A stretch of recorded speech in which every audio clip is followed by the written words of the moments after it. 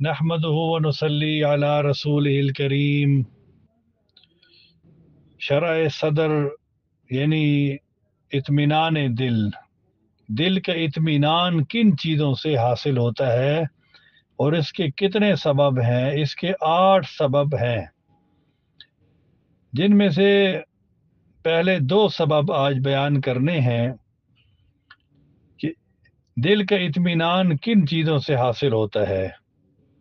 امام ابن قیم رحمۃ اللہ علیہ اپنی کتاب زاد المعاد میں یہ لکھتے ہیں، پہلا سبب دل کے سکون اور راحت کا سب سے بڑا سبب کیا ہے جی؟ توحید ہے۔ جس اعلیٰ درجے کی توحید ہوگی اسی کے بقدر دلی سکون حاصل ہوگا۔ اللہ تعالیٰ ارشاد فرما رہے ہیں، افمن شرح اللہ صدرہ للاسلام فہو علی نور من ربی، یہ سورہ زمر کی آیت ہے۔ بھلا کیا وہ شخص جس کا سینہ اللہ نے اسلام کے لیے کھول دیا، جس کے نتیجے میں وہ اپنے پروردگار کی عطا کی ہوئی روشنی میں آ چکا ہے، وہ کیسے وہ سنگ دلوں کے برابر ہو سکتا ہے؟ اللہ تعالیٰ ارشاد فرما رہے ہیں، فَمَن يُرِدِ اللَّهُ أَن يَهْدِيَهُ يَشْرَحْ صَدْرَهُ لِلْإِسْلَامِ وَمَن يُرِدْ أَن يُضِلَّهُ يَجْعَلْ صَدْرَهُ ضَيِّقًا حَرَجًا كَأَنَّمَا يَصَّعَّدُ فِي السَّمَاءِ۔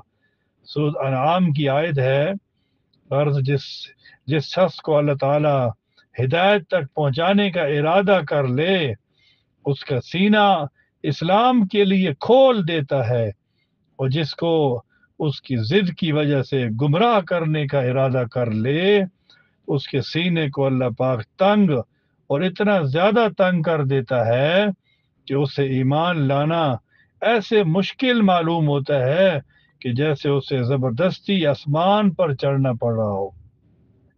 تو لہذا دل کے سکون اور اطمینان کے سب سے بڑے اسباب ہدایت اور توحید ہیں، جبکہ بے قراری اور بے چینی کے سب سے بڑے اسباب شرک اور گمراہی ہیں۔ یہ پہلا سبب ہو گیا۔ اور دوسرا سبب دل کے سکون کے اسباب کے بارے میں وہ کیا ہے؟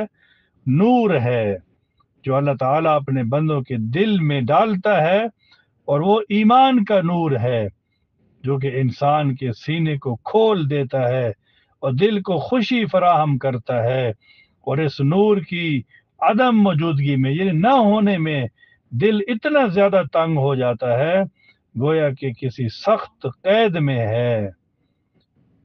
ترمذی شریف کی روایت ہے، رسول اللہ صلی اللہ علیہ وسلم نے ارشاد فرمایا، جب نور دل میں داخل ہوتا ہے تو دل کشادہ، بڑا کھل جاتا ہے، مطمئن ہو جاتا ہے۔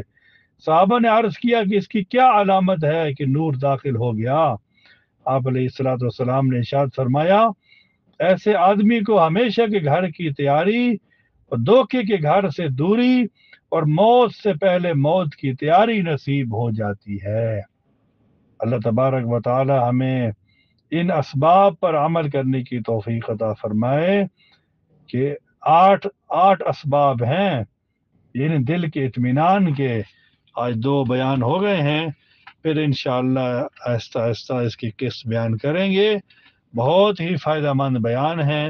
اللہ تعالی ہم سب کو عمل کی توفیق عطا فرمائے، آگے پھیلانے کی توفیق عطا فرمائے۔ وآخر دعوانا ان الحمد للہ رب العالمین۔